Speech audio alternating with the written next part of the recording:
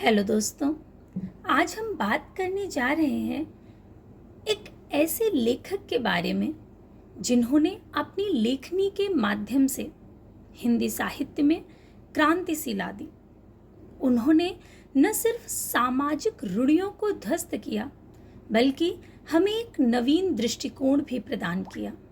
जी हाँ, हम बात कर रहे हैं मुंशी प्रेमचंद की। मुंशी प्रेमचंद जैसे महान व्यक्तित्व के विषय में कुछ क्षणों में कह देना या बता देना संभव तो नहीं, फिर भी प्रयास कर रही हूँ कि उनके जीवन से संबंधी जो महत्वपूर्ण तथ्य और कुछ महत्वपूर्ण बातें हैं वो आपके समक्ष रख सकूं। तो सबसे पहले उनके जीवन से संबंधित कुछ महत्वपूर्ण तथ्यों को देखते हैं। उनका जन्म 31 जुलाई 1880 ईस्वी में लम्ही वाराणसी उत्तर प्रदेश में हुआ। मृत्यु 8 अक्टूबर 1936 ईस्वी वाराणसी। उनकी माता का नाम आनंदी देवी तथा पिता का नाम अजायब लाल था। अजायब लाल जी लम्ही में ही डाक मुंशी के पद पर कार्यरत थे। पत्नी शिवरानी देवी, जिनसे उनका विवाह 1906 ईस्वी में हुआ था, ये इनका दूसरा विवाह था। इनका प्रथम विवाह सफल नहीं रहा था।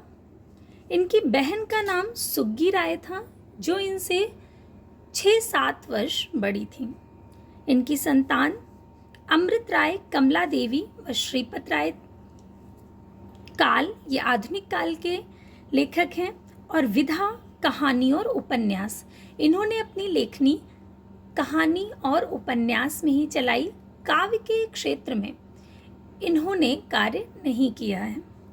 विचारधारा है इनकी आदर्शोन्मुख यथार्थवाद, यानी ऐसा यथार्थवाद जो आदर्श की ओर उन्मुख हो। ये कुछ महत्वपूर्ण तथ्य थे। अब इनसे जुड़ी कुछ महत्वपूर्ण बातों को हम जानते हैं।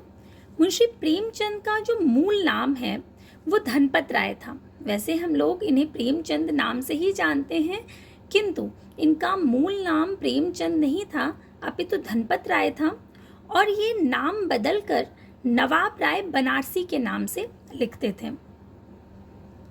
और इनका जो प्रेमचंद नाम है, जिनसे यानी जिस नाम से हम इन्हें जानते हैं, वो इन्हें उर्दू के लेखक दया नारायण निगम द्वारा दिया गया था। प्रेमचंद की आरंभिक शिक्षा फारसी में ही हुई थी। प्रेमचंद के माता पिता के संबंध में रामविलास शर्मा जी ने जो लिखा है उसे एक बार देख लेते हैं। उन्होंने लिखा कि जब वे 7 साल के थे तभी उनकी माता का स्वर्गवास हो गया। प्रेमचंद जब 15 वर्ष के हुए तब उनका विवाह कर दिया गया और 16 वर्ष के होने पर उनके पिता का भी देहांत हो गया। मुंशी प्रेमचंद का जो बचपन था वो बहुत कठिनाइयों में बीता था और उनकी पढ़ाई में भी बहुत समस्या आई थी, किंतु उन्होंने किसी भी परिस्थिति में अपनी पढ़ाई को बंद नहीं होने दिया और निरंतर प्रयास के माध्यम से वो लगातार पढ़ते रहे।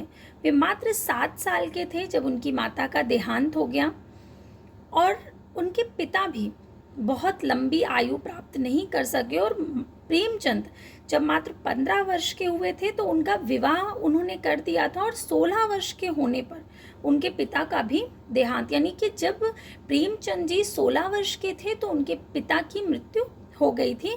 इसके बाद उन्हें आर्थिक रूप से बहुत परेशानियों का सामना करना पड़ा था, जिसके बाद इन्होंने अध्यापन कार्य भी किया।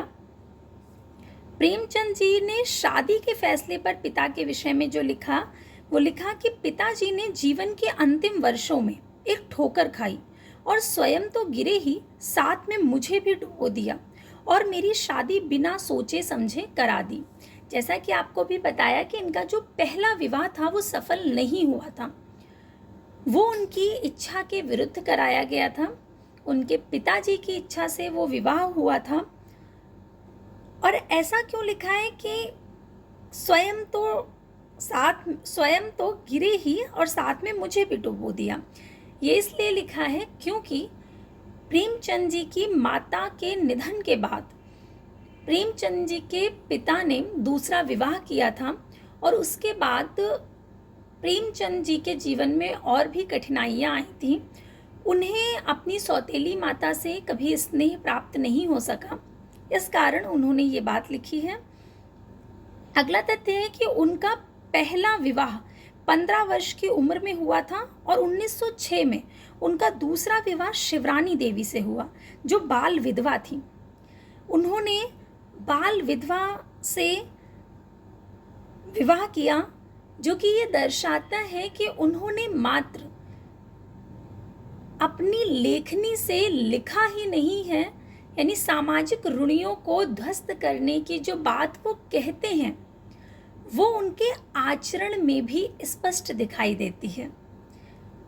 शिवरानी देवी बहुत सुशिक्षित और विदुषी महिला थी। उन्होंने कुछ कहानियाँ और प्रेमचंद घर में शीर्षक पुस्तक भी लिखी। प्रेमचंद घर में जो उनकी संस्मरणात्मक पुस्तक है वो आप लोगों ने संभवतः पढ़ी हो, बहुत अच्छी पुस्तक है। अगर आप उसे पढ़ेंगे तो आपको प्रेमचंद के विषय में बहुत कुछ जानने को मिलेगा।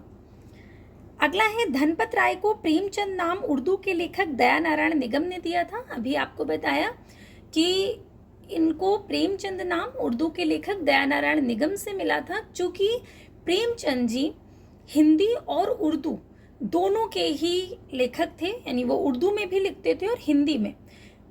उन्होंने जो अपना आरंभिक लेखन किया है वो उर्दू भाषा में किया है। बहुत से उनके उपन्यास ऐसे हैं जो पहले उर्दू में लिखे गए और बाद में वो हिंदी में प्रकाशित हुए। तो ये जो दया नारायण निगम जी हैं ये जमाना पत्रिका के संपादक थे और इन्होंने ही इन्हें प्रेमचंद नाम दिया था। अगला है कि प्रेमचंद को उपन्यास सम्राट की संज्ञा कथाकार शरद चंद्र चट्टोपाध्याय ने दी थी। बहुत बार पूछा जाता है कि प्रेमचंद को उपन्यास सम्राट की संज्ञा किसने दी थी, तो याद रखिएगा शरद चंद्र चट्टोपाध्याय जी ने।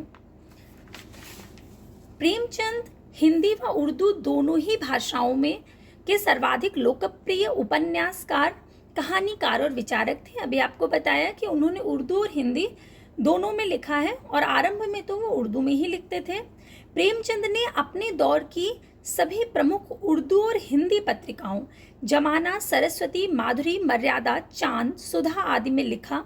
उन्होंने हिंदी समाचार पत्र जागरण तथा साहित्यिक पत्रिका हंस का संपादन और प्रकाशन भी किया। 1906 से 1936 ईस्वी के बीच लिखा गया प्रेमचंद का साहित्य इन 30 वर्षों का सामाजिक सांस्कृतिक दस्तावेज है। प्रेमचंद जी की प्रारंभिक शिक्षा लम्ही में हुई थी। इन्होंने लम्ही में ही अपनी आरंभिक शिक्षा ली थी मदरसे में, और शुरू में इन्होंने फारसी से ही अध्ययन आरंभ किया था। 1898 ईस्वी में मैट्रिक की परीक्षा उत्तीर्ण करने के बाद प्रारंभ में इन्होंने स्कूल में अध्यापन का कार्य किया। नौकरी के साथ इन्होंने पढ़ाई जारी रखी और 1910 ईस्वी में अंग्रेजी, दर्शन, फारसी और इतिहास लेकर बीए किया। बीए पास करने के बाद वे शिक्षा विभाग के सब डिप्टी इंस्पेक्टर पद पर नियुक्त हुए। 1921 में असहयोग आंदोलन से सहानुभूति रखने के कारण मुंशी प्रेमचंद ने सरकारी नौकरी छोड़ दी और आजीवन साहित्य सेवा में रत रहे। ये मुंशी प्रेमचंद जी के कुछ बहुत महत्वपूर्ण तथ्य उनके जीवन से संबंधित थे। इसके आगे हम लोग इनके विषय में और जानेंगे, इनकी रचनाओं के विषय में, इनके उपन्यास के विषय में, इनकी कहानियों के विषय में। तो अगली क्लास में हम प्रेमचंद जी के कृतित्व पर चर्चा करेंगे और उनके जीवन से संबंधी जो और रोचक बातें हैं उन्हें जानेंगे। तो तब तक के लिए धन्यवाद।